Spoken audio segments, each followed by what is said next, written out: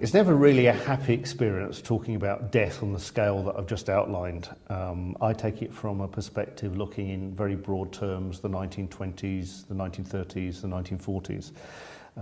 Soviet scholars will go through those decades and talk about the peaks and the troughs, the purges, and you'll be welcome to follow up in your own time. Now, I want to go back to the idea of image and overlay, and how much the way the Soviet Union presented itself to the wider world, to its domestic population, was tried to actually gloss over some of its excesses to give a belief in a better way forward. Now, certainly during Stalin's life, there was a committed population who, having lived underneath the Tsar, almost took the line that anything was better.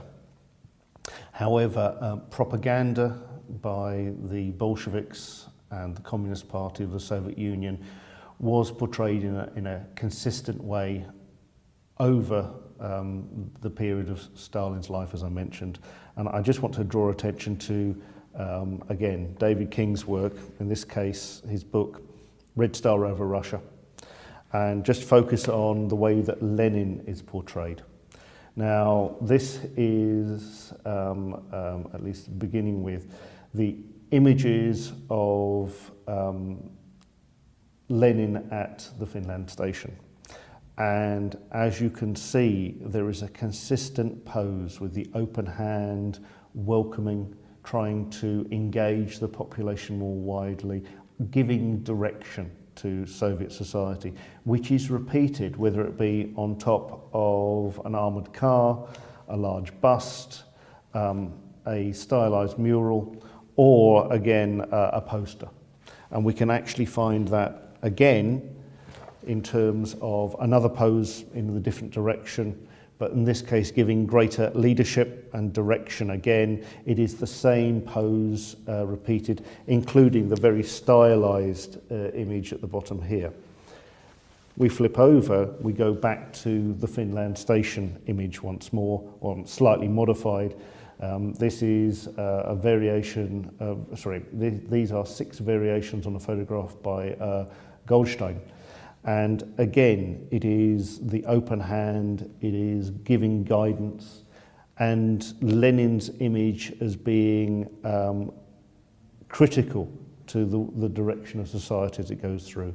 So I think this is quite an important way of considering that Soviet society may have not provided the same level of consumption or well-being to the population as was seen in Britain or even America in the Great Depression.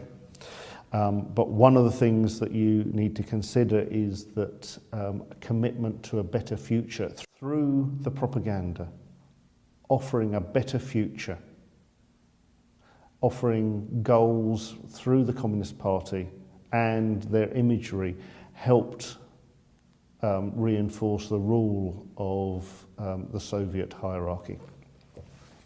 In terms of broader propaganda, where leaders are positioned next to each other is quite an important issue within Soviet propaganda. And we talked about this in the opening session of the course, looking in the modern era on how politicians would be digitally removed from one position and placed in another, so that their position at the shoulder of great leaders was emphasized.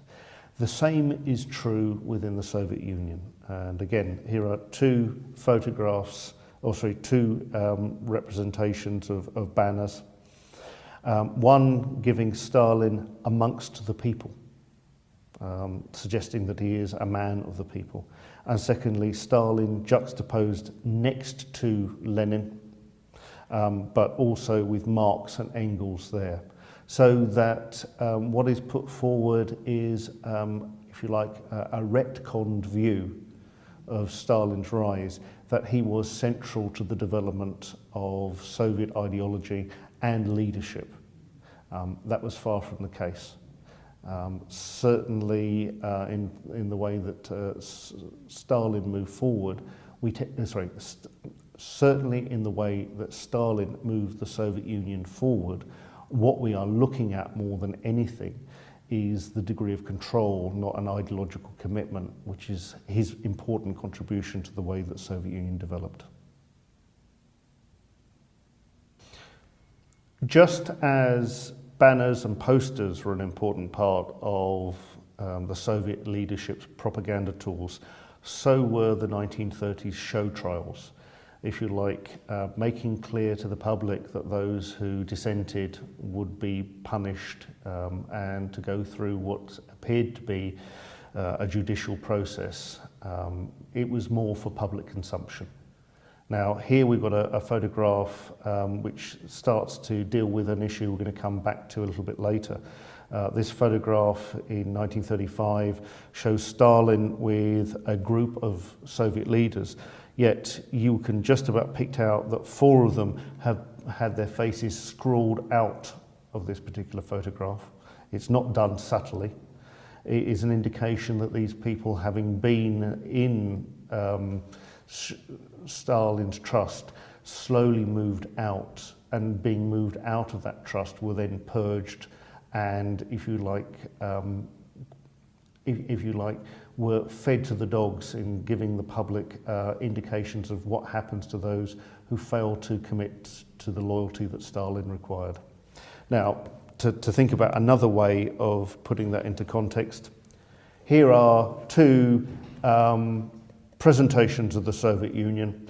One which is a very striking and bold image, long live Stalin, the first marshal of communism, and again what looks like a tourist guide. In fact, it is a tourist guide for the Soviet Union, very stylized, but something that you might see elsewhere. So the contrast between what was shown for internal consumption in a positive light and what was shown in a negative light do contrast really quite greatly. For Stalin, being seen as a great leader on the world stage was important.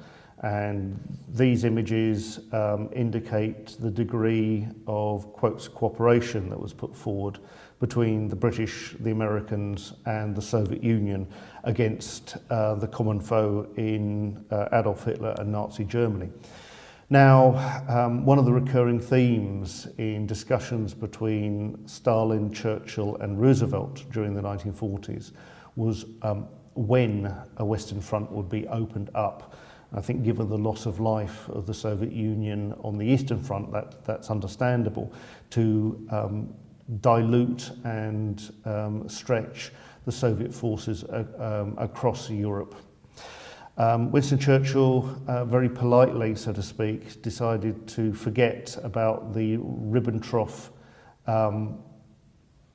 Ribbentrop-Molotov Pact of 1939, which saw Poland divided by both Germany and the Soviet Union in a non-aggression pact against each other.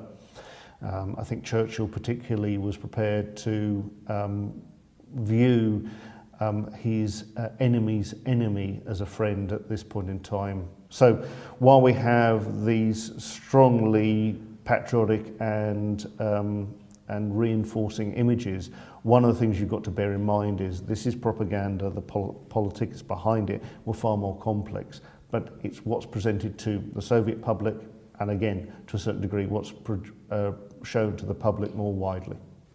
We're going to come back to the way that Stalin's image and its use was changed over time. But this is, again, another propaganda image from 1953.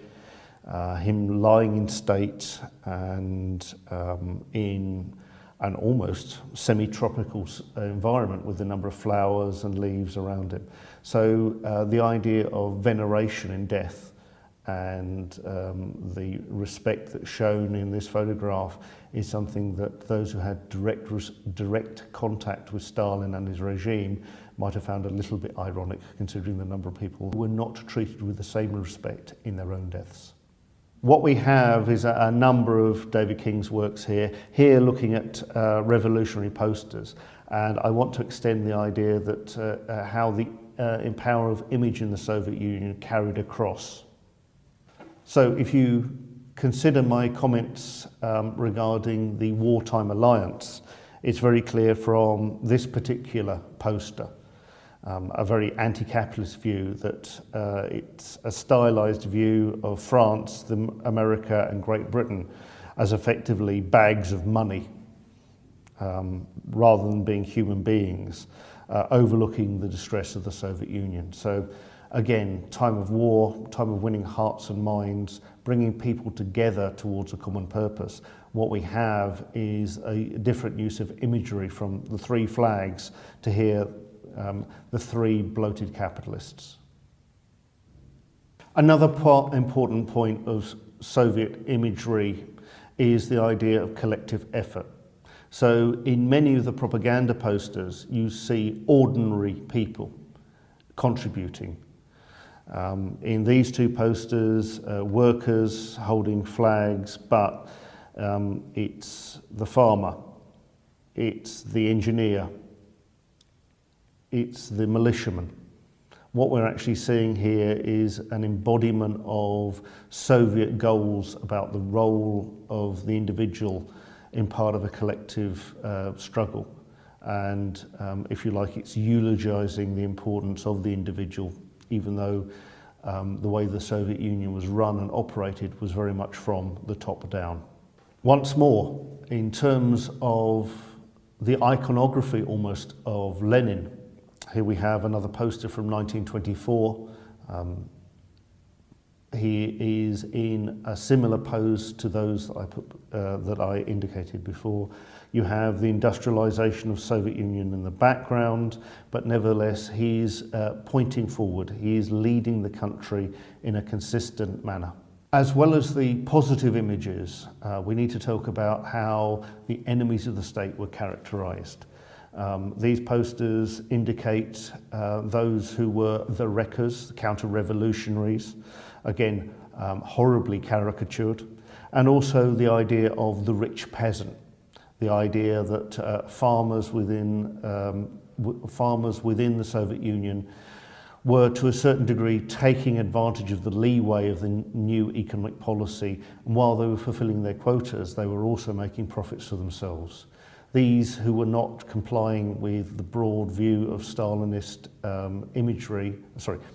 of Stalinist rule even, are portrayed in extremely negative lights. Quite an important aspect of the way that the Soviet Union was portrayed was in terms of modernity, the Soviet Union moving forward. These two posters pick up very well the idea that aircraft and production of in that sphere moves the Soviet Union on from its older peasant traditions, if you like, its pre-revolutionary legacy, and it is now in the forefront of technological change. So what can the Soviet Union develop, and what can it offer? Well, the way that these composite posters are put together, certainly in the 1930s, a better future than possibly was seen in the West in the aftermath of the Great Depression. And again, in terms of the position of the leader, something which is very much a composite picture, quite stylized in some respects, but Stalin at the center, being applauded by the population, but in the background, almost giving approval, you have the image of Lenin almost overlooking what Stalin retconned himself to be his protege, which is hardly the case in the period immediately after the revolution. Let's just look at two more images, both coming through in the war and post-war period. The first one showing Stalin as, again, most prominent under the CCCP symbol, but with all those beneath him holding a similar pose, as if there is a commonality of purpose. And beyond that, we have a very stylized view where, again, you have Stalin on the red flag matched against a picture of Lenin, a statue of Lenin. And this is looking at the 30th anniversary of the Russian Revolution. Once more, it is important that Stalin is seen to be in proximity to Lenin and figuratively to have his blessing. Here's another poster which shows the importance of Stalin's proximity to Lenin. Here, Stalin is central. You have those around him appearing to give support, and again, over his shoulder is Lenin looking on, we assume, approvingly. And for a larger poster, again, you have the great theoretical leaders of the Russian Revolution. Stalin is in the picture along with Lenin, Marx and Engels.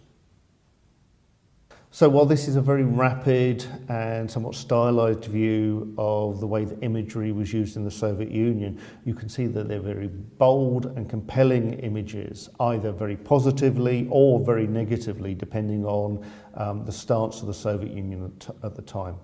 And this is why I think, just to counterpoint what we're going to be doing next, the concern that Stalin had about his image in the population and the success of the Soviet Union, this might explain to a certain degree how the poster images and these stylized images then move through to the changed actual images.